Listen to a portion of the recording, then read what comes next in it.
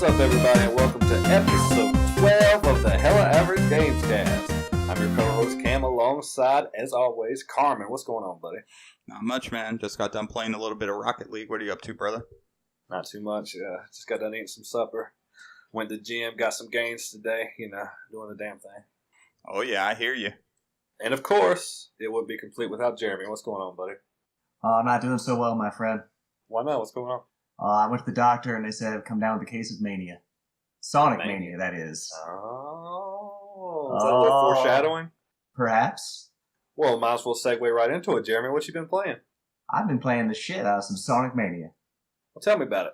Oh, man, it's like I've stepped back in time to 1994. It is fucking glorious.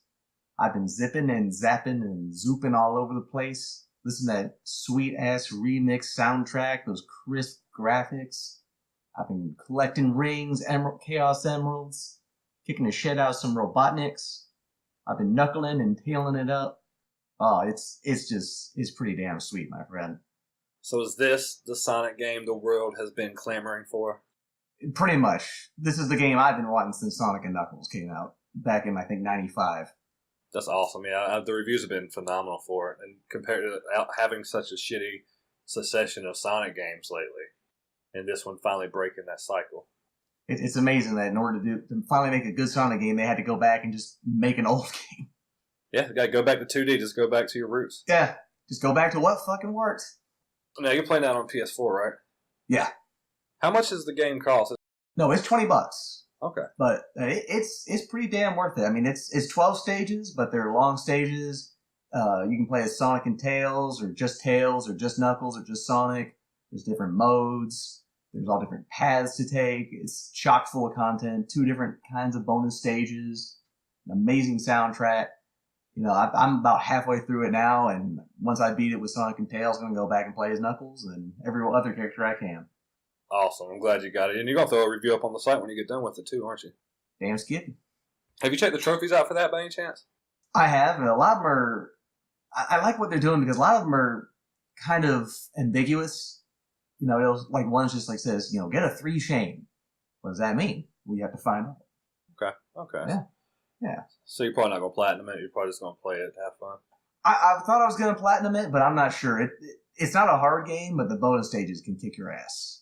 Okay. I didn't think there was a platinum trophy for this game.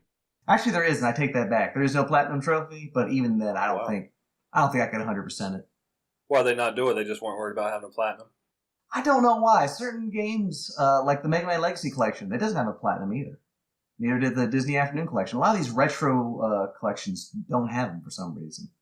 That's cool. I'm glad you're enjoying it. I'm thinking that I want to get my hands on it too and start playing it. I highly recommend it.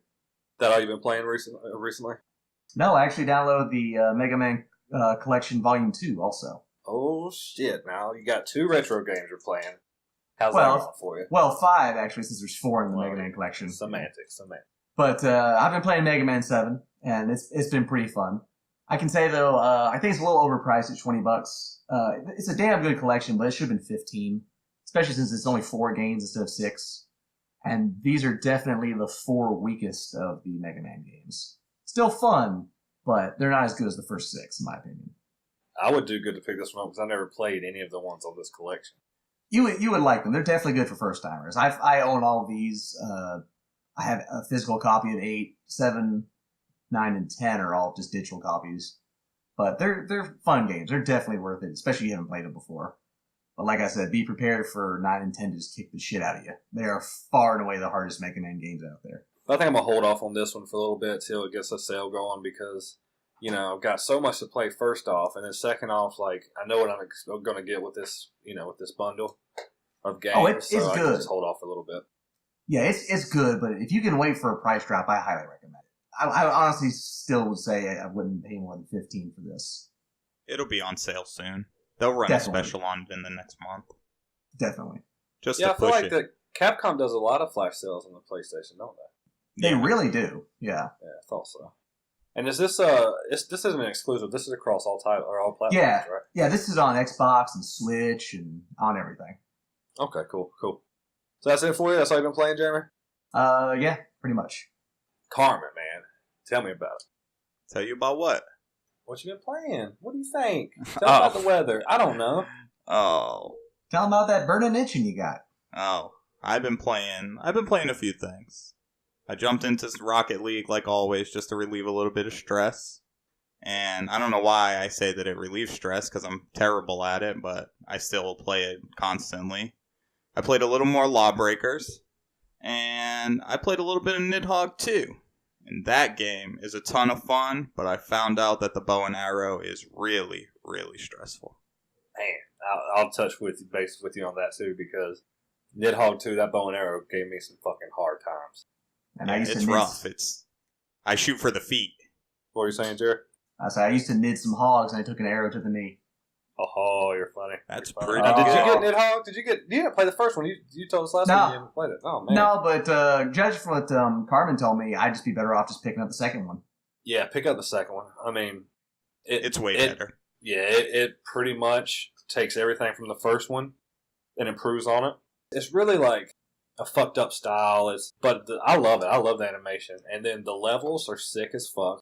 Like, each one, they're cool looking. The music is pretty good.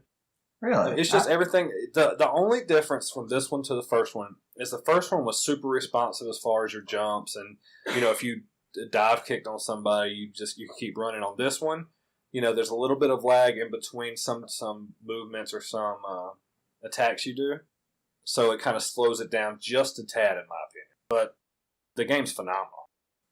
I might wait for a price drop, but I'll definitely check that out. Yeah, that game it's worth picking up at full price. But I did notice the same thing, Cam. There is kind of like a delay. You used to be able to hit the ground and immediately roll and keep moving. And now I feel like falling down has a consequence. Absolutely. I probably put, I would say, 80 hours into Nidhogg. Just fucking around with it. I've had it since basically it came out. And it's one of the best party games I've ever played. It's a great game to drink with, like we were talking about. If I was just sitting there waiting on some some food to cook, or if I order something, I just throw Nidhogg on and run through the arcade. And I can get through the arcade in Nidhogg 1 in about, 10 to 12 minutes. And I ran through the arcade mode and beat Nidhogg 2, and the first time I ran it was 28 minutes. Yeah, I got about halfway through with it, and then I decided to go to sleep. But it's a lot more challenging than the first one. I also, Carmen, picked up Lawbreakers, too. Yeah, I've been playing Lawbreakers. I've been running on that gravity-defying shooter, man. It's something else. It's a real good game. We're definitely going to talk a little bit more about that later on. But I'm digging it. I'm really digging it. I found, of course, my niche with that is a healer type, like a battle mech, like a battle healer. Always. I see a lot of similarities to Overwatch. They did I wouldn't say they copied it, but they did take elements from it where people have unique skills, and the healer is kind of like, what the hell's his name? The Harrier? No, I'm talking about in Overwatch. Oh, Lucio and Zenyatta.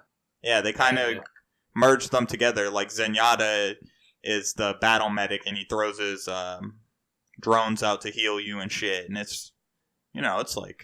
It's super responsive. The game is fast. I don't know. It's real.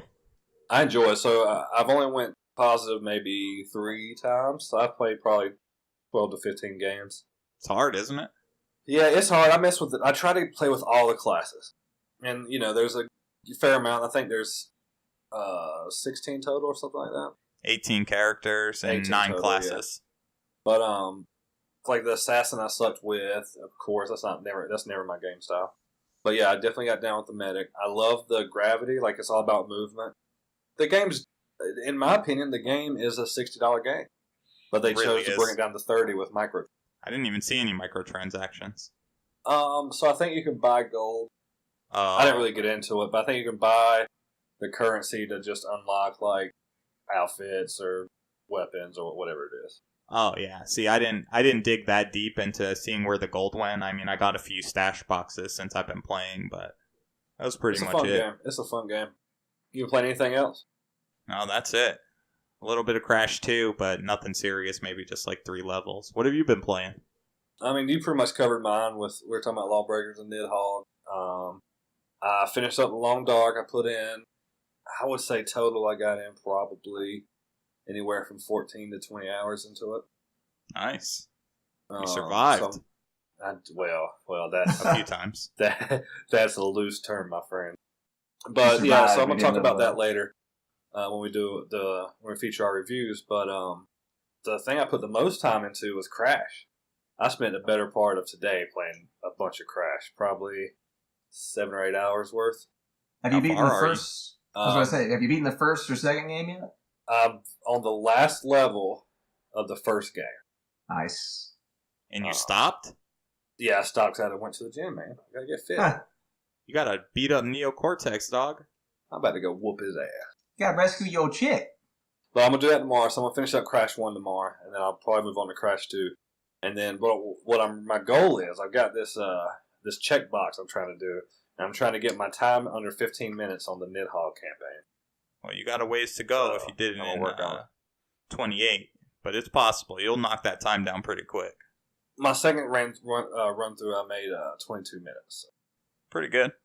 I actually bought The Evil Within on a flash sale, $5. I heard. Yeah, so I was on Twitter, somebody threw it up there, and I was like, man, I should go get it. $5. Went ahead and grabbed it. Damn good purchase right there. I don't know when I'll finally dive into it. All right, $5, you can't go wrong. I paid full price. I paid full price, and I loved it. I definitely want to at least try to get into it before the second one comes out. Other than that, nothing. Anybody else got it? Anything? No, not for me. I mean, that's all I've been playing. I'm looking forward to getting some more time in on some of these games and making them a little more memorable for me. Yeah, I've been trying to play. I've been off a few days, so I've been trying to play a lot more because I haven't really had a chance lately. Nice. But let's move on to some new releases. What you got? The Uncharted, The Lost Legacy. I heard the detail in this game was out of this world. Yeah, it's supposed to be really. It's like basically another Uncharted. Well, I've heard it's a slightly shorter Uncharted game. It was originally planned to just be paid DLC, but they decided to stretch it out a little bit more and release it for $40. That's not bad. But they did that because it wasn't the full length of a normal Uncharted game. Gotcha. But I have heard it's good. They just said it's... The main thing I've heard is it's more Uncharted for better or worse. You know. I mean, for me, that's better because I do like the Uncharted series. I do, but I don't think I'm going to pick this one up. I never even finished Uncharted 4. I actually lost interest. I haven't even played it. I haven't even tried it yet. I got to Scotland, and I just got bored. I'm stunned because I beat all 3. And 4 just could not grab me, and this one looks just more the same to me. You know, if it ever gets reduced, I might pick it up, but it's... Oh, yeah, I'm sure it's going to go on sale, and I'll pick it up there. Yeah, this is the first time I'll probably be skipping an Uncharted game. The question is do they do another iteration of it, or is this it? I mean, are they done? That is the question. From what I understand, 4 is the end of Drake's journey, so they might just continue with Chloe and whoever the new girl is. Yeah, I don't know much about the new protagonist, so I don't really want to say too much about him. She's from the 4th game. Okay. Yeah. So I've read it. It's a cool lineup. So besides that, we got Madden coming out. Got my boy Brady on the cover. I know. We done said it's going to be, he's going to break his back first game. That Madden curse. I mean, did you see that preseason game against the Texans? No, I didn't even watch it. Did you see Deshaun Watson? The Clemson alum coming out? He was pretty good, man. Yeah. Oh, he was solid in college, so. Yeah. I haven't been watching a lot of preseason, to be honest with you. No, it's just that the Patriots posted a highlight reel, and it was like every clip was the Texan to just working them. Yeah. I'm like, why would the Patriots post this? Like, they're getting stomped on. They're humble, bro. They're humble. Sit down. So, at this point, how different can Madden be every year? I mean, I think the only difference in this one is the story mode. I don't think there's anything else much different about it. They rotate mechanics in and out every year. Sometimes they want the hit stick to be the only way to get good tackles, and then other times it's square, and then they just give you more things to do where they want you to fight for the fumble this way instead of just picking the ball up. I don't know, I got burnt out on those games. I used to be diehard. I used to get it every season. You know, I haven't been dead up on Madden for a long time, but, you know, if it comes, then I might pick it up for a cheap price, and why not, you know? Yeah, you won't get it for cheap, though, for 6 months, 7 months, and then at that point, Do you really want to play it? Like I said, I did back in the day. I would catch an itch to be a coach or run a team and do all the salary caps and trading. I like that part of it. That seems kind of. Oh yeah, do the franchise mode. Yeah, that does seem pretty fun to me. Yeah, that's fun stuff. Jeremy, what's the last sports game you played? That would be Blades of Steel for the NES. Damn, boy. Oh, I did that. man. I did that just so I could get into fights. That's funny. That's funny. Still the best hockey game to date. The only other... No, excuse me, there's a couple. One's not that, unless you're into racing. But F1 2017. I'm just waiting for Gran Turismo. I didn't even know this game existed. I'm a piece of shit for that. Well, you're like the rest of the world. Don't give a shit about F1 racing. I didn't know Formula 1 was even a game on any system. Last time I saw an F1 game, I think, was on the Game Boy. It was just called F1 Racing.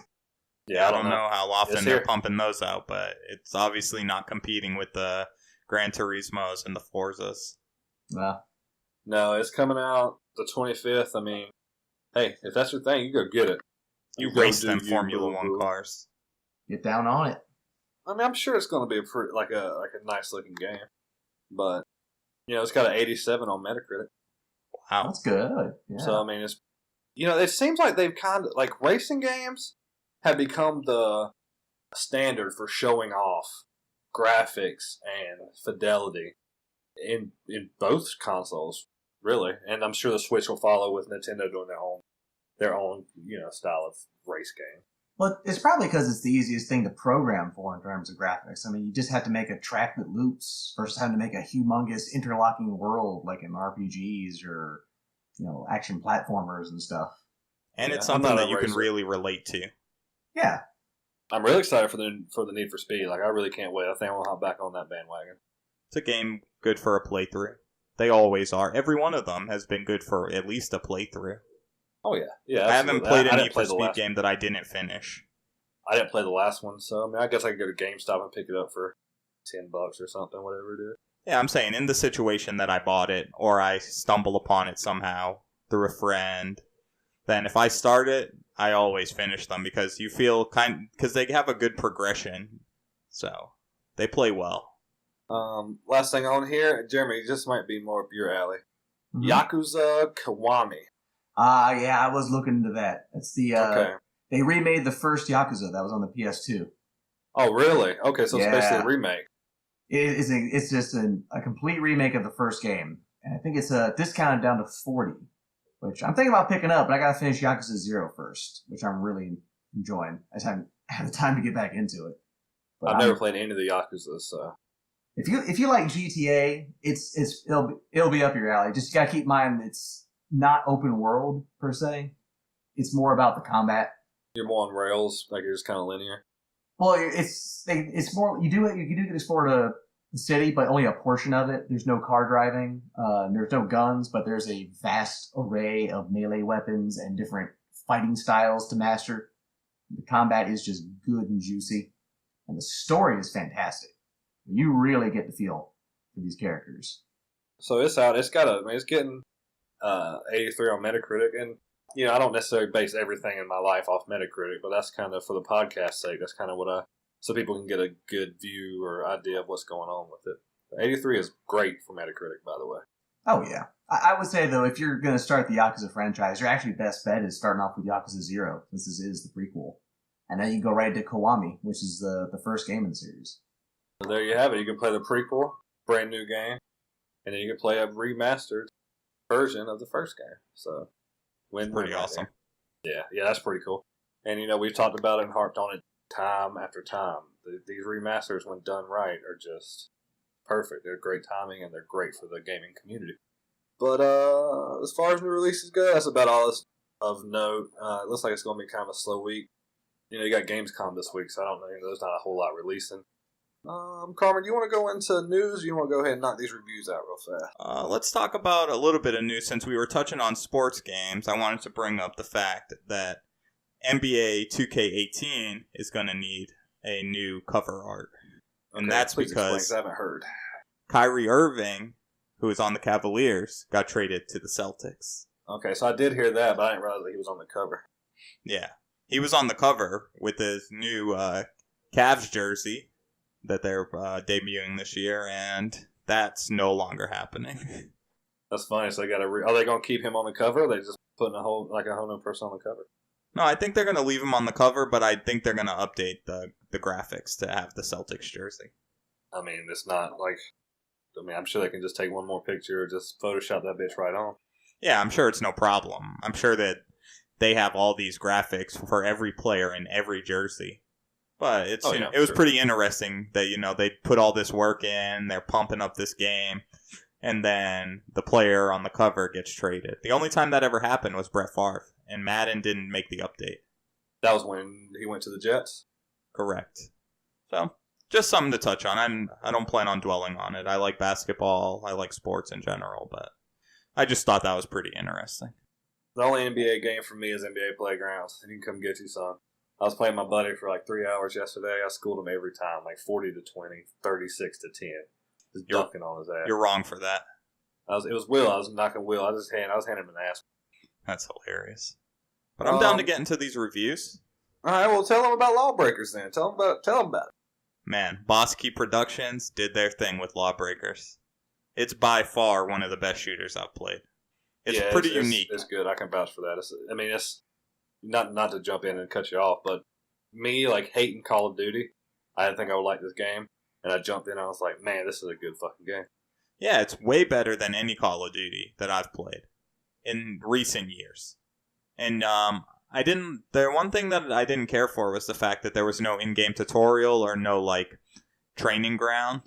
So I was, struggling at first to get these first few matches off. And then once I got the hang of it, I started to get a little better. I picked up the muscle memory. I was moving around. I was testing out characters. This game comes equipped with 18 characters. There's 9 classes. So you can have a real good time. You're always playing either on the Law or the Breakers team, which is pretty cool. Some of my favorite characters in the game, I've been playing the Enforcer a lot. He's kind of like your run-of-the-mill Soldier 76. You can really do some work with him. And then I like the Gunslinger, but I'm just not precise enough. I don't know what it is. Because you have that charge shot, and then you have just a single shot where you can just pop them off. And then you have that second weapon, which was something that I've always struggled with in shooters, is remembering that I have 2 guns in my hand in that situation. It's funny because I've never been like anything resembling like a sharpshooter. But I jumped in with him, and I was doing work with that hold down charge shot. Like I was popping, that charge shot's mean. People. Yeah, I was popping people left and right. Like I think he's one of the characters I went positive with, surprisingly. Oh wow. Yeah, I did pretty good with him. Yeah, the healer in this game is phenomenal. I think that it can put out a ton of damage if needed. The healing drones are real responsive and fast, and so to be packed with all these characters, they really did a good job, in my opinion. Now, what about the game modes? There's a few different ones. Yeah, they're all kind of stuck out to you. Occupy was my favorite. It was the most interesting to me because it's like a control type game mode, but the zones are constantly changing. I think it's every 45 seconds they change. So it's like you need to get the spot and just hold it down for 30, 35 seconds after you get through that initial firefight. And then, you're scoring points. And they put a fresh twist on these control modes and these capture the flag type games that they put in here. Did you play any Uplink? Yeah, I played Uplink. So the ones that stuck out in my mind, and I don't know necessarily the names off the top of my head, but the one with the ball. It's like Blitz ball, Blitz whatever. Ball. You get the ball and you score on the other team. That's really fun. Oh, that game is so frustrating sometimes, though. Yeah, but like if you're... Like I feel like on one map when I played it, I really got the feel for it. And I was just like, bam, bam, popping people. Like, bam, like knocking it out. I never picked the ball up, so I didn't feel, that safe or, that sound in my gameplay to pick the ball up. But I definitely was over there popping people off. I was definitely playing with the gunslinger at that point. I did really good that match. Oh, so you didn't get beat up by the shot clock? No, I did not. Oh, I was literally, like in my review I talk about it, I was like 3 steps away from scoring, and the shot clock, I didn't beat the buzzer. So the ball just goes back to the dead zone. I'm like, fuck you. Yeah, I was mad. I was sad. I was everywhere with that. I definitely like the capture the flag mode, just your standard. Oh yeah, grab the flag, take it back to your base. Yeah. Yeah, that was pretty cool. And then you have to what? You have to defend it, right? I can't remember. Yeah, I think you do. I mean, I don't necessarily remember because, in all honesty, I haven't looked at all the games yet. Yeah, I was able to play them all. And, I mean, they're fun. They're all fun. The gameplay is just really interesting because, you're running on the ground and then you get to a zero gravity point and then you're flying through the air and your movement mode will have you zipping around out there. I thought they did the movement mode real well. Yeah, if you want a fast-moving game like this one, definitely. It's rewarding. It makes you feel like you're doing something. Like you get jerked up in the air and then you pop L1 and you're moving in a direction. Like you're moving forward like quick. Or if somebody's coming at you and you pop your L1, which is your movement mode, and you go back like you're trying to evade, it's really cool. It's rewarding and it feels really tight. You would forget to play on Bumper Jumper. I don't ever play on Bumper Jumper. Jeremy, do you even know what Bumper Jumper is?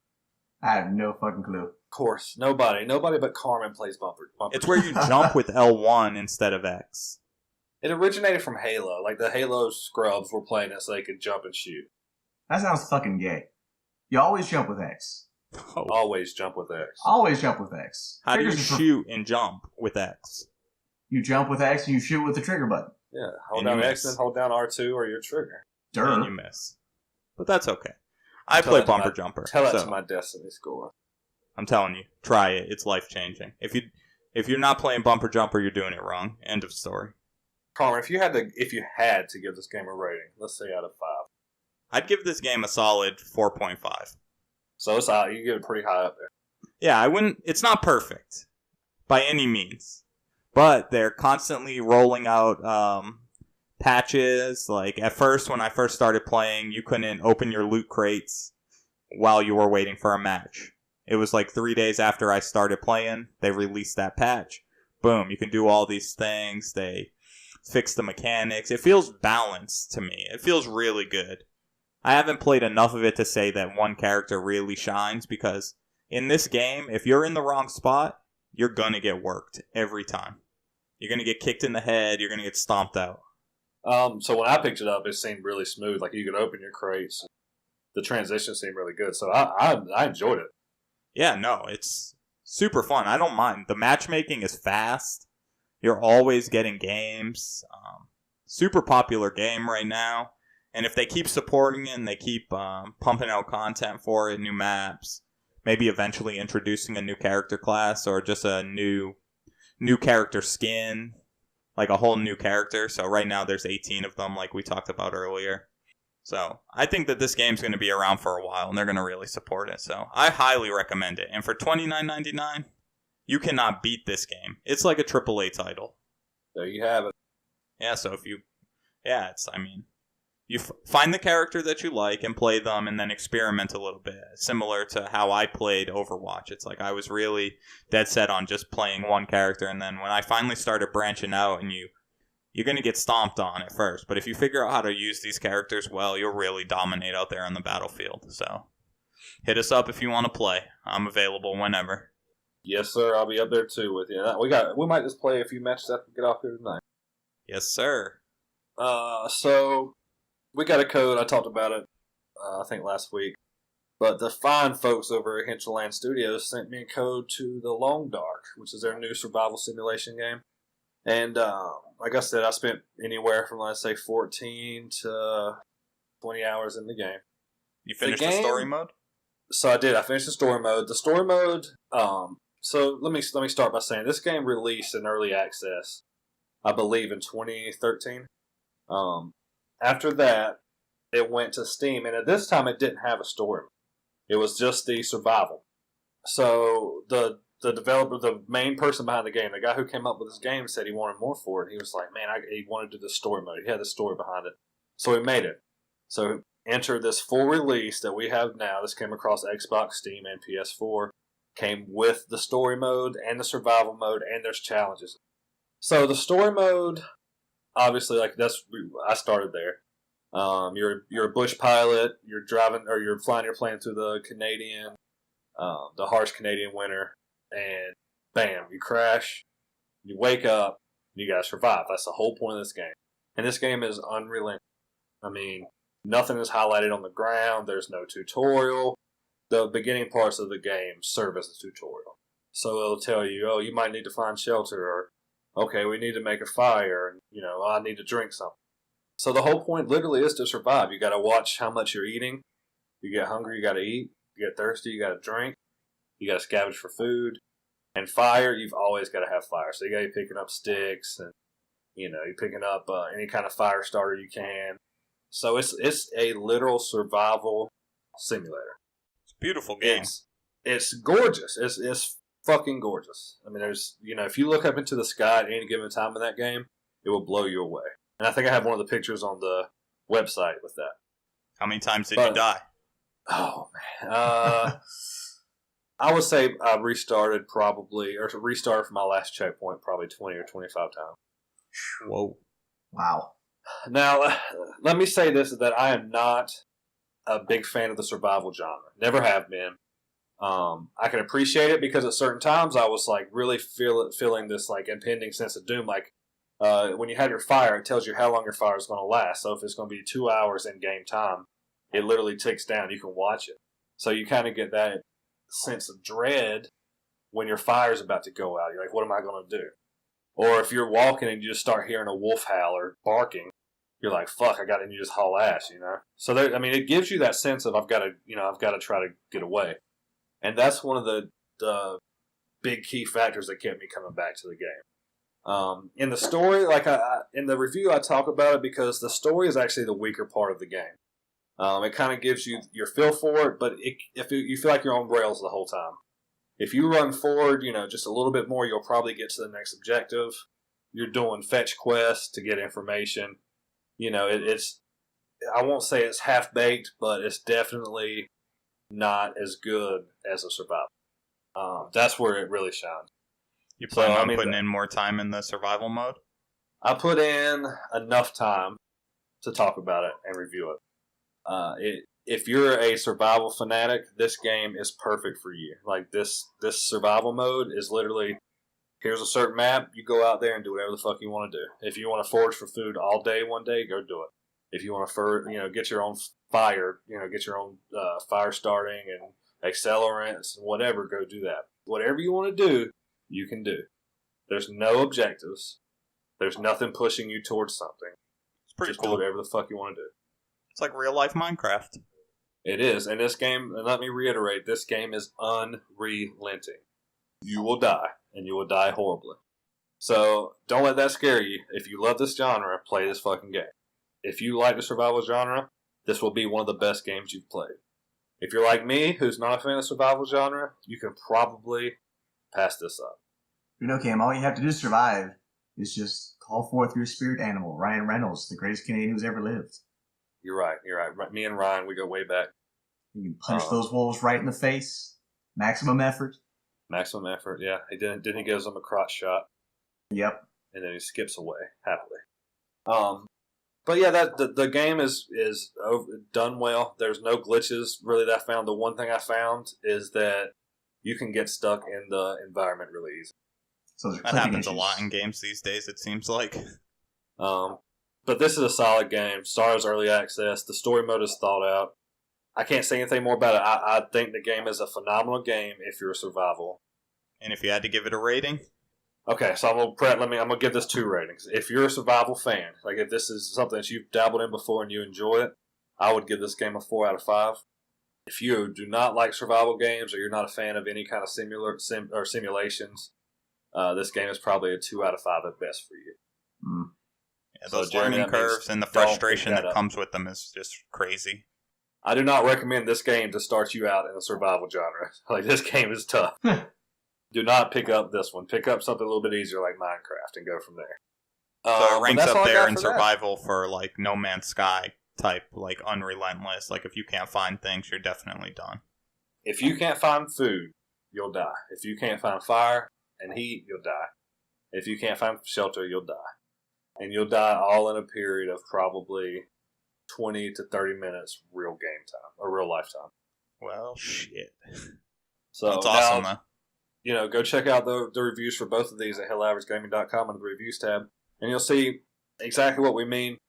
And I do touch on a lot more things, like the HUD is amazing in this game. I think a lot of other games should do the HUD like this, because it's not intrusive. There's not a bajillion things on your screen. And then I really dig this art style. Like, this art style is fucking amazing. So, there you go. Those are my two pros. Either of these games pique your interest, Jeremy? Nah, not to me. Neither one, not even Lawbreakers, just a little bit. If I was gonna get an online multiplayer FPS, I'd go with Overwatch over Lawbreakers. Yeah. I don't blame you on that one. I'm sure Lawbreakers is a good game, but it just looks so bland and generic from an artistic point of view. And one of the things I look for in a game is a good art style, which Overwatch has in spades. And Lawbreakers just looks like a bland, muddy game with forgettable characters. The characters have good detail, but the maps are kind of lackluster, and they don't really jump out. Well, I'm not talking about graphics. I'm talking about the design. The characters all look very generic, very stock. And the worlds don't look very interesting at all. I look at an Overwatch character, I know, oh, yeah, that's Tracer, or that's Black Widow. I look at the Lawbreaker guys, I'm like, oh, that's guy with gun, that's girl with gun, that's bigger guy with bigger gun. Yeah. I think what happened is, because obviously this game's been in development for a while, I think that this game was in development while Overwatch was in development, and they had a lot of ideas, and then all of a sudden Overwatch released, and they're like, fuck, we can't release some of this stuff because it was too similar, and they had to retool some of it. I can see some of that. I thought that was Battleborn's problem. Well, Battleborn and, they were really close. Like, they released in, a month of each other or something? Almost the exact same time, I think. Okay, so yeah, but this one, I think what happened was Overwatch released, and they were still in, they were working on this game and developing this game, and they saw Overwatch and like, fuck, okay, we gotta take this back to the drawing board, because there's literally a character who you can, portal forward 3 times. Very, very similar to Tracer. Well, that's fine, but they could have still made him stand out a bit more. No, I know that. I think they suffer from that a little bit. They had a game that they had to retool a little bit because of Overwatch. I really do think that happened. I just find that they went from having a game that was too similar to Overwatch to being too generic. It doesn't even stand out. Yeah, and a lot of the story and a lot of the lore is on their website. That's where you'll find tutorials. That's where you'll find out about the game modes, and you'll find out about the characters, and all the stuff kind of lives on their website that should be in the game, which would probably make it just a little bit more memorable. And that's a tradition I'm seeing. I hope it starts dying off, this whole crap of you have to go to our website to even understand what's going on in the game that Destiny started. Just put it in the damn game. Put it in like character files on the side. I shouldn't have to go to a separate app just to understand what the hell's going on. Yeah, it seems pretty easy to implement. Yeah. Yeah, I agree, because like I bitched about it in Destiny. Even though I love Destiny, I bitched about it in Overwatch. Even though I don't want to go read a comic for Overwatch. Exactly. I mean, they're entertaining, but still, it's great to have it as like just side content. It should expand upon the universe. It shouldn't be necessary, reading before I jump in. Yeah. So I mean, I don't like this trend either. So I'm right beside you with that, Jeremy. But that's all I got. I think that's it for the reviews we have, and we've got some more coming down the pipe. So stay tuned. Yeah, just stay on the website. Jeremy's doing Sonic. I'll be doing Nidhogg coming up pretty soon. I'll be doing Minesweeper. There you go. Perfect. Windows 95 edition. Let's go ahead and segue into video game news. Gamescom is happening this week, and there is a plethora of trailers. We won't go over all of them, but there is a shit ton of good games coming out. I know one that stood out. Well, what stood out in your mind, Connor? Biomutant. Yes. The new IP from THQ Nordic. And I think we mentioned them a little while back. But, they said that it was like a horror genre. Or I forgot how the wording was for it. Yeah, but I don't think this isn't the horror one, I don't think. Is it? It's a new IP, so unless they're doing 2, I don't know. Yeah, they said that the horror one is they were reviving an IP. Oh, yeah, I forgot the wording, so that's true. So maybe they got something else. But this is a new IP for them. It looks different, and it looks pretty fucking cool. Yeah, it's really dope. It has like all these little like mech vehicles in it, and the enemies kind of have these, I don't know, they're like mutant and mech mix. It looks pretty dope. The character looks pretty cool, and I'm excited to see what the gameplay's like, because it's open world RPG, so I'm stoked this about game it. definitely, it piqued my interest because I'm always a fan of a game that is very different from other games out there. You know what I mean? And this game definitely has that feel to it. Did you check out the trailer, Jeremy? I did not. It does intrigue me. I did see like stills and stuff. Is this going to be a like an online multiplayer RPG, or is this going to be more single player plays? It's going to be like Final Fantasy 15. Okay, because if it's single player based, I'd be interested in it. If it's online only, like Warcraft or something, I'll probably skip it. No, it's not going to be like that. They have a protagonist, which is nice. That rocket raccoon looking motherfucker. Yeah, the raccoon looking dude. Yeah. So he's going to be your dude. Nice. Yeah, because I like THQ Nordic. I love the Darkstalker series. So you love Darksiders, don't you? Yeah, I'm really excited for Darkstalkers 3. But Darksiders, not Stalker. Darksiders. I'm sorry. Yes, Get Darksiders your shit together. Damn it! One is a Capcom fighter, the other is a action RPG series. But go take your shirt off and whip yourself with the Cat of Nine Tails. I'll do this after the podcast. But I'm sorry, I didn't mean to cut you off. Yeah, if it's single player focused, I'm definitely open to it. I like THQ Nordic. I like the games they make. Yeah, they're going to do their damn thing with this for sure. The game looks good. I'm definitely interested to hear more about it. Not only that, there was a new release for a Jurassic World game. Did y'all hear about that? Yeah, I saw it, but I didn't know if it was for real. Yeah, it's real. It was Microsoft did kind of this pre-show for Gamescom. I think it was, I can't even tell you the day. Monday maybe? I don't know. Don't quote me on that. But they had about an hour and a half long. It's not a press conference, but they're just kind of showing off what they have. But they released a new trailer for this game. This is a brand new game. I don't think it's been shown anywhere. And it's a Jurassic Park or Jurassic World themed game. From what it looks like a strategy game maybe, or a builder. Because in the trailer you see, the dinosaurs are getting out, and then you're clearing trees and land to throw a helipad down. So it looks like it might be a builder of some sorts. I don't know. Maybe it's going to be good, maybe it's not. I can't tell you anything more about it than that little trailer that released for it. Yeah, I'd have to have more information. This sounds like, if it's going to be like a roller coaster tycoon where you just build your own amusement park, that's fine. There's definitely a genre for that, but it doesn't interest me if that's what it's going to be. I'm hoping it's more like a survival game where like the dinosaurs escape and you either have to round them up or you just have to escape the island or something. I don't know. We'll see. There wasn't a whole lot in that trailer. I mean, I think it's pretty brand new coming out of the pipe. So yeah, it'll be interesting to see how that one unfolds. We saw some new stuff for Assassin's Creed Unity. And you mean Origin? Origins, I'm sorry. Yeah. Unity's been out. Get your shit together, Cam. Yeah. Now I'll go whip myself after. Take your shirt off. Spin around your head like a helicopter. I don't even have a shirt on now, so I'm halfway there. Ooh, daddy. But Assassin's Creed Origins looks fucking phenomenal. I can't lie. This shit looks good.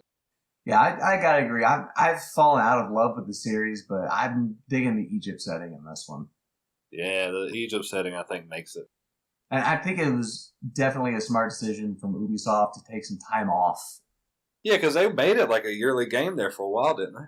And that was killing it because they didn't have enough time for people to miss it. It just all felt the same. By just skipping one damn year, it makes it feel a bit more fresh. Even if it's not that much different. I mean, I can understand like these year-to-year schedules for games like, all the EA games for the, Madden or FIFA or whatever, and I can even understand your shooters to an extent. But these single player games should have time to, organically grow. Like you shouldn't just be rushing them out because we need another Assassin's Creed game or, we need another X game, whatever it is. Especially when Assassin's Creed is so story focused. It feels like they're just writing it as they go along instead of actually having this story planned out in advance. I played, like I said, I've still got Syndicate was the last one I played, and I loved it. So yeah. I'm actually probably going to jump on this bandwagon again. Yeah, Unity was the last one I played, and I barely touched it. 4 was the last one I enjoyed. Black Flag. Yes, Black Flag, which spawned Skull and Bones. Haha. Yes. Well, you boys have fun in the sandbox, climbing pyramids and shit. I I think I'm gonna be one of those that was like, man, fuck Assassin's Creed. I'm like, man, I love Assassin's Creed. I don't know if I'm gonna get it day one, but I'll probably get it on sale or something. Yeah, I might get it when it hits the clearance rack, so I can have a new frisbee. But I'm No, good. I think it'll definitely hit the clearance rack. You can always go find the old ones for like $10 at GameStop. Yeah, but they got to take note. They these games don't need to come out so fast, like you were saying. It's like, oh, great. We wait all this time for a new God of War. Why? Yes. Because the game is memorable, and like I still have God of War 3. I still will go back and play it and enjoy it and have a good time and relive that progression of the character again. But this just doesn't do it. Ubisoft is just, I don't know, they get it right eventually. It just takes too long for them to come out the gate. It feels like they get it right and they just milk it dry. Exactly. I mean, the idea of Assassin's Creed was phenomenal. The first game was good. The second game was great. And then they realized how much of a cash cow it was, and they were just like, okay, every year, same thing, over and over again. And then they just dried up any and all interest in it, and then they just kept pushing it out. Wasn't that game on the Vita or the PSP? Didn't they have one of those that was pretty good and pretty well received? That was Liberation. It was set alongside the third game, where you played as a half-black French woman living in America who was an assassin. I had it on my Vita. It's actually pretty darn good. And I can definitely say it was better than Assassin's Creed 3, which was just boring as fuck. And it got critically received pretty well, too, didn't it? It did, but it didn't sell because it's on the Vita. Yeah, okay. Yeah. But they did port it over to the PS3 or PS4, I think. What else we got coming down the pipe? Did y'all see any trailers from Gamescom? Dragon Ball FighterZ. Oh, yes. Yes. The only game that can make Krillin look like a badass. He does. He looked like a beast when he was... Who was he fighting? He was fighting Piccolo. Yeah. Yeah, he was beating some Scattered ass. Kamehameha. Yeah. Piccolo he had his multiple Destructo discs. That looked pretty cool. Yes. The androids teaming up, 17, 18, double teaming 16. Oh. I'm excited, man. This game is panning out to be a... I don't want to call it a sleeper hit because I think that Dragon Ball has enough following, but like this might be like a sleeper like mass game. Game Informer. I read an article earlier today. They said that they played it for a while and it's shaping up to be one of the best fighters they've ever played. Awesome. God, I hope it does. I mean, it looks phenomenal. The gameplay has me super stoked. You guys all signed up for the beta, right? Yeah, we're all signed up. Yeah, same here. And listen, if you're listening to this, go to their website, Bandai Namco's website, sign up for the closed beta. I think it starts sometime in September. For my sake, don't go sign up. I want the code. Oh yeah, or don't, whatever. But yeah, go sign up. I personally think the only way that this game could not live up to my standards is if it has a small roster for whatever reason, which I don't think is going to happen. I think it's going to have a... Every day I wake up, I'm thumbing through Twitter, and I follow Bandai Namco, and there's, we just added 400 people to the roster. Come check it out. And I'm like, shit, I'm telling you, by the time this game comes out, every character that's ever been thought of being drawn and introduced into Dragon Ball Zone. And whichever ones they missed are probably going to be DLC. Absolutely. Have like 20 pages of characters. Yeah, I hate season passes, but I'll probably end up buying a season pass for this one. Well, think about Xenoverse. Think about how many characters Xenoverse had. Oh, they had. You had like 4 Gokus. You had like 4 Gohans. You had almost every iteration you could think of. Yeah, and the season pass, I bought it, and it was actually worth it. They added a ton of episodes. I think they added like 6 new characters. They added a bunch of moves, a bunch of costumes and stuff. So Dragon Ball games don't disappoint in content. If this game does as good as the hype around it is suggesting, then it's just another notch in the belt for Japanese games coming to America this year. I mean, they have been killing it this year. They absolutely have. We talked about it before, but you got like the Yakuzas, the Neos, the Niers. You got for the Dragon Ball Z game comes out and it's good. The fighters. I mean, they are killing it as far as ports coming over from Japan. I mean, you look at all the Game of the Year contenders this year, and I think they're all Japanese games. I mean, I know. What do you got? Zelda. You got Zelda. Yakuza. You got Nier. I think that would be it for the Game of the Year contender. Well, Sonic Mania? Maybe. I mean, I don't know. I don't know enough about it yet. I've heard a couple people saying that it was.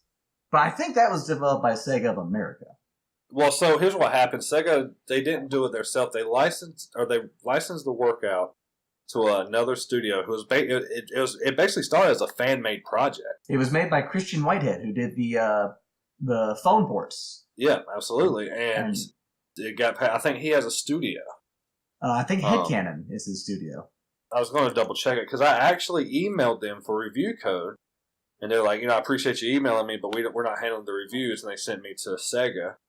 But it started out as a project just from the fans who they wanted a good game. Christian Whitehead. You hear that? Yep. You hear that, Nintendo? Some fans made an awesome game, and Sega said, "Hey, why don't you make it for us, and let's make a ton of money." You know what Sega didn't do? They didn't sue them. Exactly. They didn't force them to shut it down. Pagoda West is the other company I was talking about that worked hard on. That was like one of the main developers in it. Okay. But all the games I've played, as a side note, I still think my game of the year is Horizon.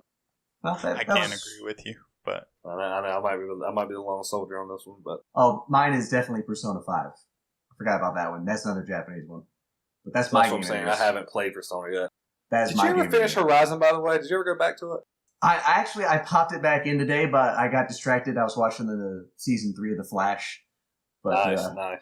But I do mean to I wanted to get back into Horizon and give it another chance. I liked it, but it didn't click with me yet. Okay. It'll get there. It didn't click with me either. It's definitely a good game, but it's not even in my top 5 game of the year. So it's not just y'all. Like, I see all kinds of polls on Twitter and stuff, and it's usually falling in the top 10, but it's never near the top. Usually Nier's on top of it, and I think it beats Nier. And I played both of them. I liked them both, but I think it beats out Nier. I think Nier has it in story. Horizon has it in world and graphics. That's what we should ask. We should ask our fans, what is your game of the year so far? Well, we're halfway through. What's your game of the year so far, Carmen? I don't have one yet. I haven't played the game of the year yet. Haven't played anything that you would call game of the year at this point? No. I have not. So Lawbreakers wasn't that good, huh? Lawbreakers isn't game of the year, but it's one of the best shooters that's out right now. Okay. Yeah, nothing's jumping out. Destiny is going to give game of the year a run. It will, it absolutely will, and I think that Wolfenstein 2 will also give game of the year a run. Super Mario Odyssey is also going to give it a run. Yeah, you're right on that. I hate to say it, but Nintendo has a strong lineup for Game of the Year. They've got Zelda, Rabbids, and Odyssey. Well, it's funny, too, is because they have the least amount of games on their consoles released this year, but they have the most contenders. For one time, I'm not going to say for once in their life, but right now, Nintendo is it is quality over quantity. They have a lineup. It's like you've got an all-star team on the Switch right now. Well, that, to be fair, they've had quality over quantity for a long time. I mean, as much as the Wii U sucked, it had a small but very good library of games. It just didn't have a lot on it. Yeah, they're just redeeming themselves heavy right now. I mean, even I today was saying in my head, maybe I'll go buy a Switch. I was in Walmart the other day and I saw Switches and I thought about it, but I was just like, I want to wait until a better version comes out. You can get a bundle. Side note real fast. I just got reminded. Exactly. Thank you, Carmen. I just got reminded of something. Jeremy. Listeners, if you go back a couple episodes, you'll hear Jeremy tell me it is a cold day in hell when I'm going to get me a bundle for the Switch. Oh yeah. Just wait for it. It'll be a cold day in hell. You'll have gray hair, but you know what?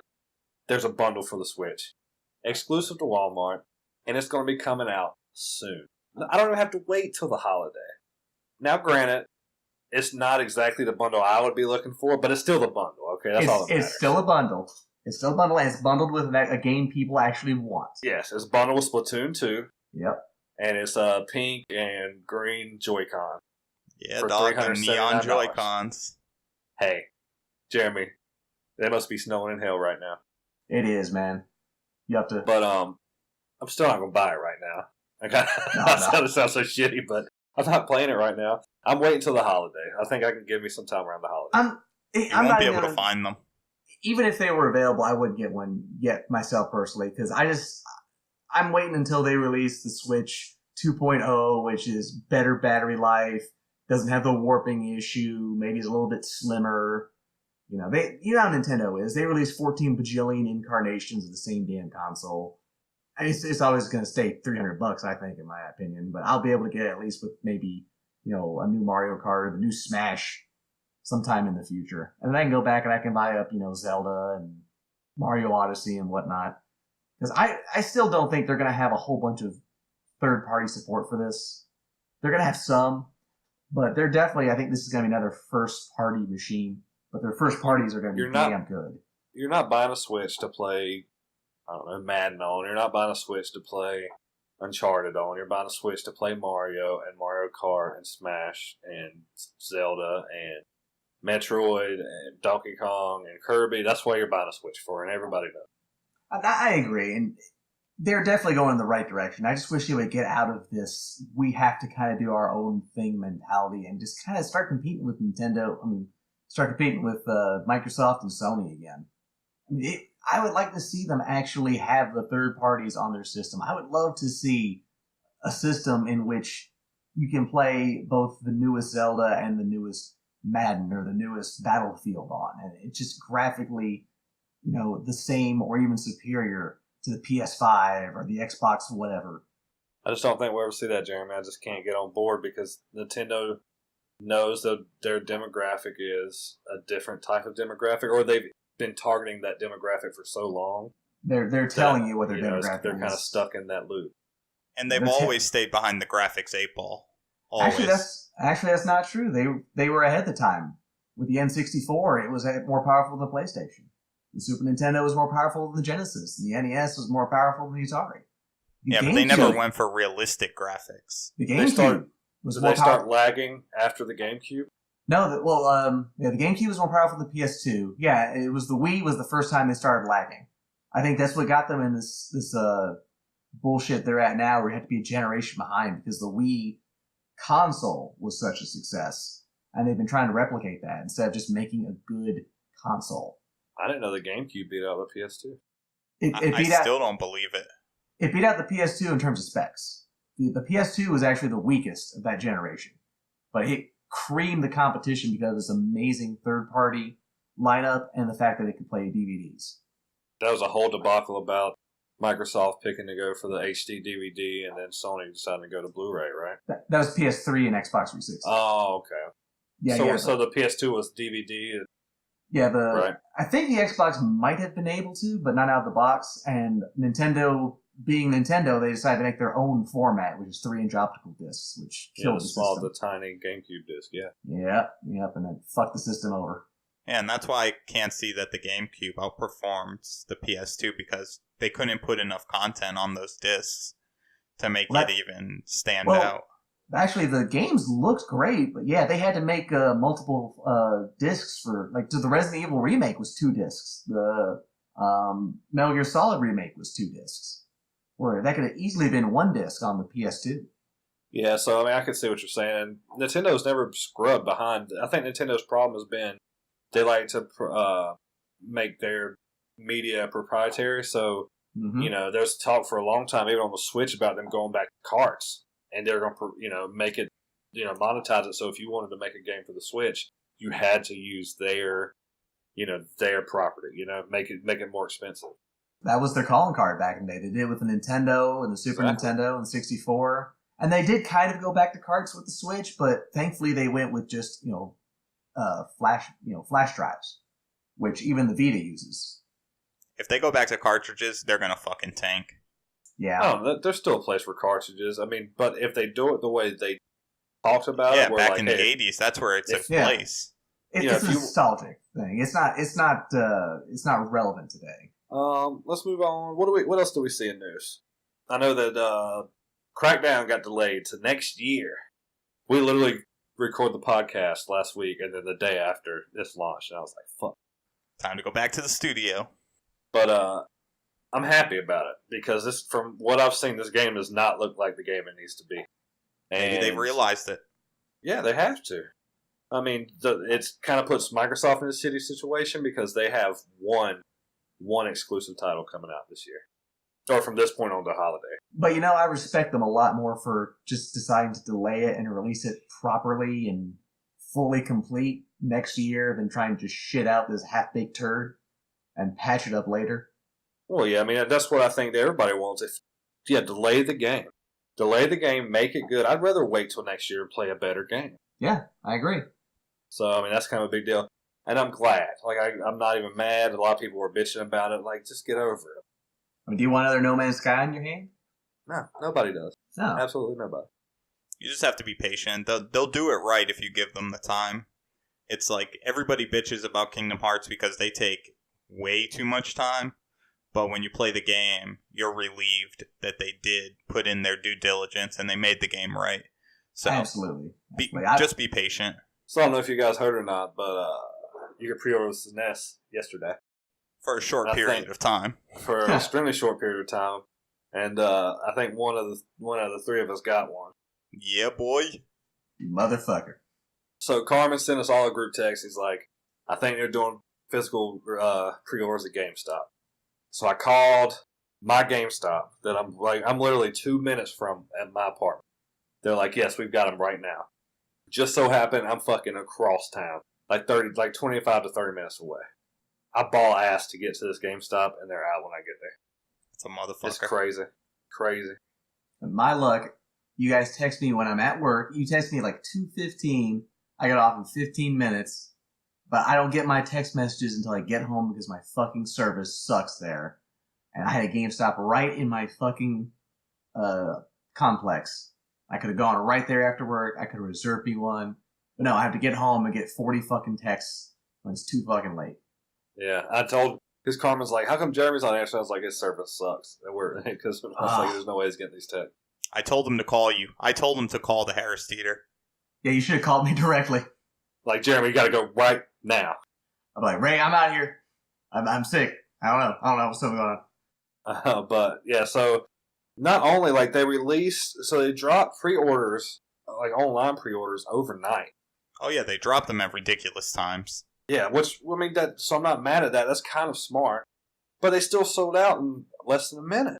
It's because these scalpers, man, they got bots to do it for them. They just constantly check eBay and Amazon and Target. And they look for the keywords SNES and whatever, and then as soon as it goes up, they just pre-order every last one of them. Yeah, it's crazy. And I posted on Twitter. I just happened to browse eBay for the SNES prices up to date.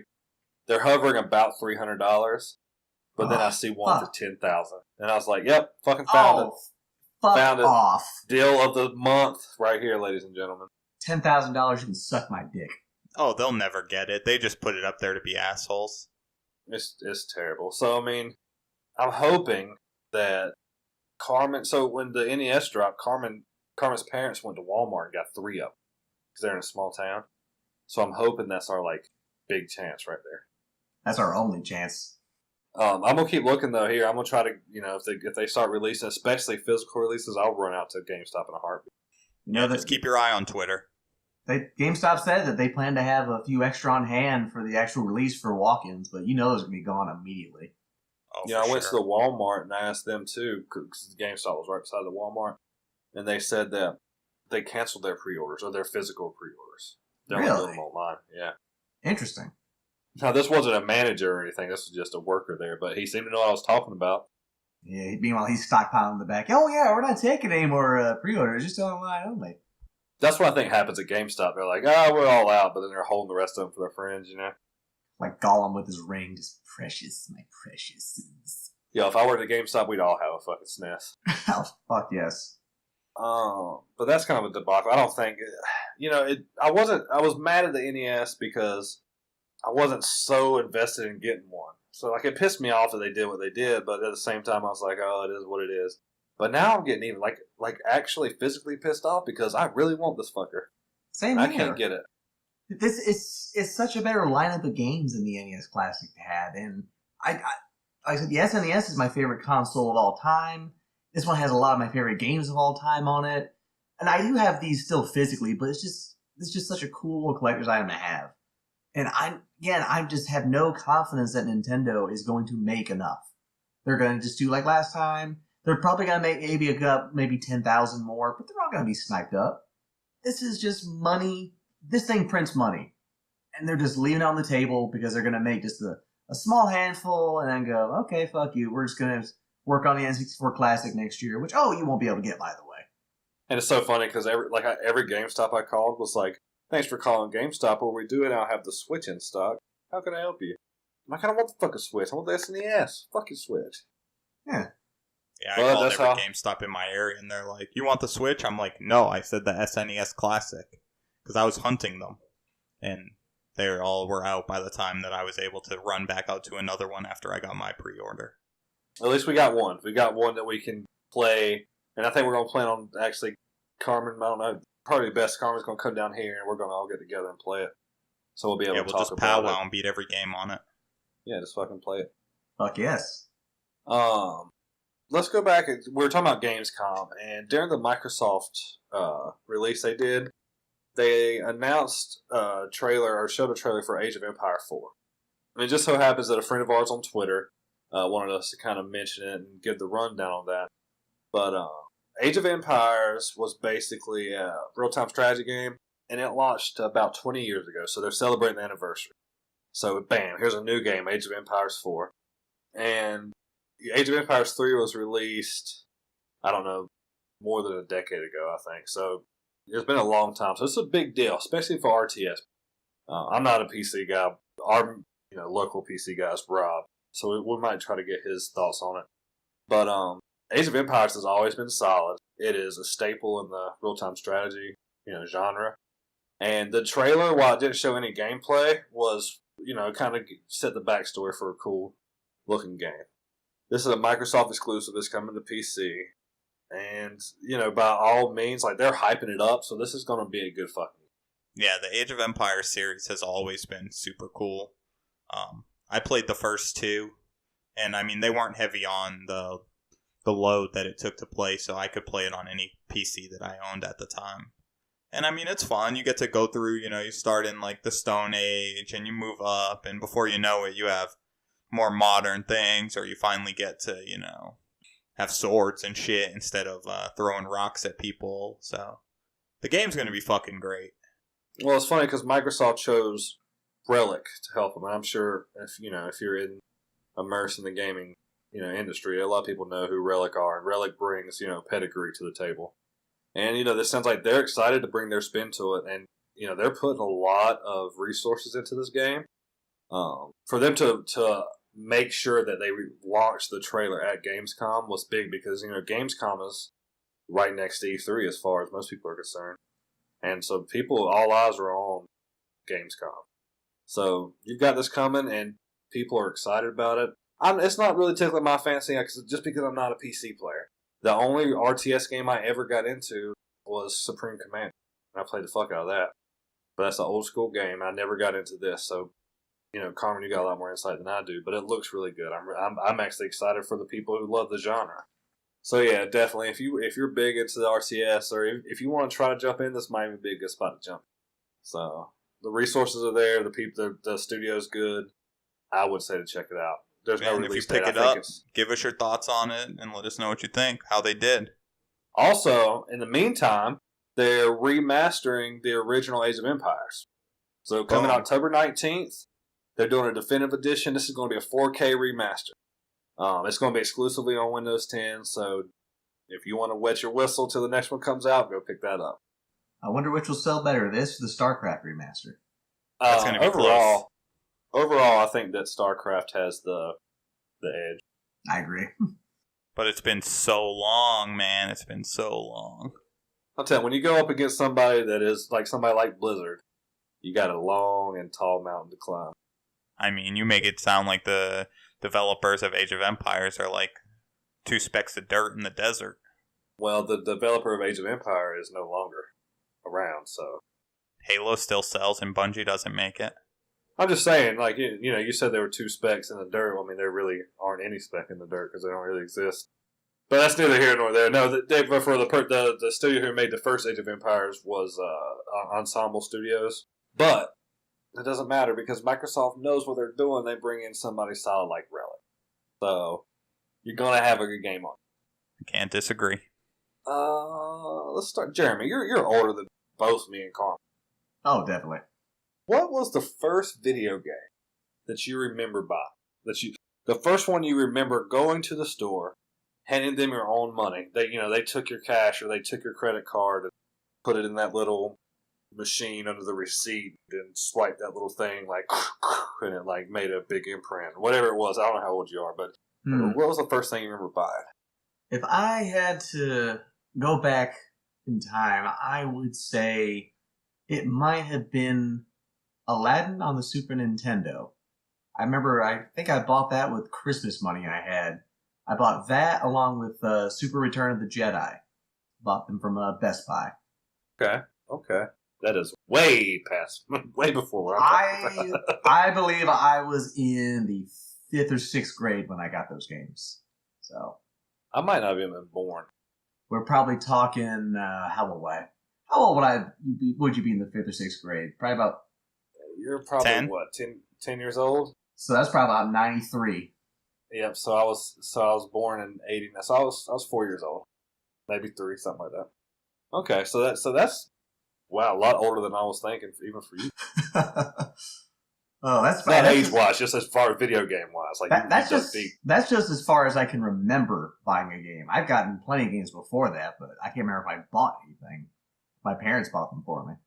Right, yeah. I kind of know. I remember going to Blockbuster and just, my aunt and uncle would rent me a game every week for the Genesis. So yeah, that was my Fridays. My dad would take me to Blockbuster. I'd either rent Altered Beast or DuckTales or something. Carmen, what about you, man?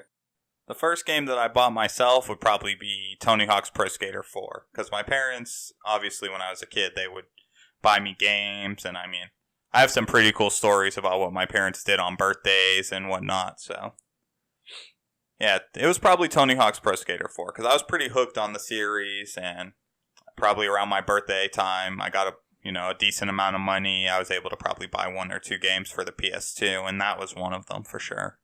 So I don't even know, what year does that put you around? Is that in the early 2000s, I guess? That puts me in, the 6th grade. So, 2000, 2001, maybe 2002. I'm not sure when the game dropped.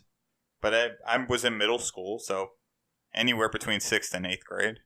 So I was really thinking about this when I saw this question, because I was like, man, I most of the time when I had games, they were either rented or my parents or whoever bought them for me. But I think that I was getting allowance money every week for cleaning the house. My grandparents raised me, so I'd help out as everywhere I could when I was growing up.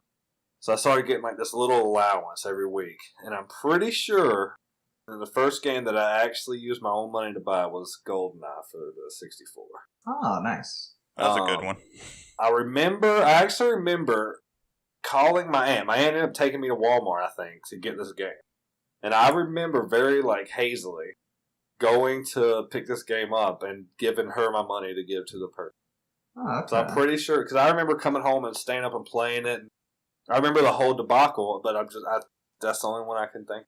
No, it's ironic that was the first game you remember buying, and I believe that the N64 was the first console I ever bought with my own money.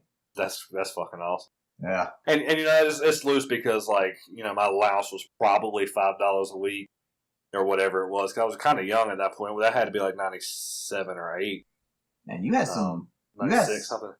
You were able to save up a good bit of money. And, N64 games cost almost $70 back then. Here's what I'm saying. I think what happened is that I might have saved up for 4 weeks, and I was like, I really want this game, and then they're probably like, well, if you get A's and B's and you do the dishes for 2 weeks, you might have enough to get this game, and then it might have been fudged a little bit. Yeah, but I remember that was probably the first one I had. Okay. Now, the first game that I distinctly remember buying with my own credit or debit card with my own money was Final Fantasy X. Nice. That's the one for 100% fact I know that I bought with my own. Nice. So, that's That's actually, like, thinking back to it, it's kind of like nostalgia's knocking on the door, and I'm like, I want to go play Final Fantasy again. Yeah, man, just thinking about, like, the first games and, like, some of my early memories with games, it's, like, has me flashing back. I remember a birthday distinctly. I come home from school. This is still Super Nintendo days. And my younger sister was just born, I want to say 96. And my mom's like, will you go get me that bottle out of her crib? In there was a SNES cartridge just chilling. Oh, nice. And then she's like, you mind getting me the pacifier out of there? I go in there, grab another one. I know I did this for 10 or 12 games, it seemed like, and I was just pulling them out. Boom, boom, boom. SNES cartridge after SNES cartridge. It was amazing. That's awesome. That's sweet. See, y'all were lucky. Y'all were the rich kids. I was a Sega baby. So, my first console of memory. And I think I've talked about this before, but I had access to an NES. Like, I remember playing Duck Hunt and Mario on the NES. Okay. And I did have access to an SNES through my aunt. But the first system I played all the time was the Sega. That's the one I had. And so, obviously, I went that route with that.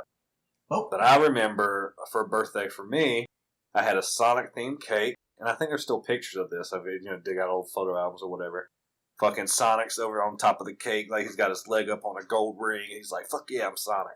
Hell yeah. And then, so then I think I got like 2 games. And I distinctly remember the one game I got that year was that X-Men game on the Genesis. Oh, that's a good game. You could be like Wolverine, Cyclops, Nightcrawler. And Gambit. I forget who else. Yeah, Gambit, yeah. So I got that, and then I got Aladdin on the Genesis. That's a tough one. Very tough. But I think I got those 2 at that same time. Do either of you remember the first video game you ever played? I do actually. What was it? It was probably, but it was on the Game Boy, so it would have been, you were Mickey Mouse. Mickey's Dangerous Chase? No, it was like, there's like a part where you're doing like music notes on a piano. Huh. I just remember playing it. There was like one part where there was a shit ton of pipes. Like they were like spraying water and you had to go and stop the pipes from spraying water. How about you, Carmen? I want to say Duck Hunt. Duck Hunt or Nice. Mario on the NES. That's ringing a bell for me. I specifically remember the first game I ever played was The Legend of Zelda on the NES. I think I was about 4 or 5 years old. My family went on vacation to Michigan to see some relatives. I went to a neighbor kid's house there. I had no idea who the kid was, but he invited me over. He had an NES hooked up and said, do you want to play some Zelda? I said, what the fuck's a Zelda?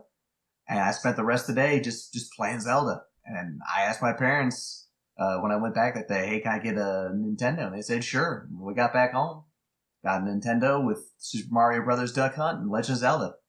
Boom. That's a good way to start. Yeah, that's where it all began to go downhill for me. There's certain systems that I remember the first game that I played on them. Well, I always remember the first game I played on each new system. It's called Mickey Mouse. Just Mickey Mouse. It's Mickey Mouse for the game. You can look up videos online. I had to look up the YouTube video. But yeah, it's a black and white Mickey Mouse, and it really puts you in mind of what Pokemon, like red and green would look like. Just black and white. But I just remember, for whatever reason, I remember playing that. And I got a Game Boy early on, and I remember having that. Oh. I played the Jurassic Park game. Is this where you're walking around collecting keys and stuff? Yep. That's just Crazy Castle. I had the Bugs Bunny version of that. Oh, really? Yeah, they've re-released this game like a bajillion times with Mickey Mouse and Bugs Bunny and Woody Woodpecker. Oh, okay, yeah. So, yeah, I guess I didn't know that at the time. I didn't either. I never knew this game existed in Mickey Mouse form. That's what I had. That's the first one I remember playing. The more you know. The first console game I remember playing was Duck Hunt. Okay. I think it's be a lot of people's first. I think it stuck out because it was a peripheral, so when you're a kid, you're playing with the gun, Yeah, and you didn't have to aim, you just had to pull the trigger since it was a light gun, and... You had to aim, unless you just stuck it on the TV screen like I did. Cheater. Hey, I killed them ducks. Kill them damn ducks, boy. That's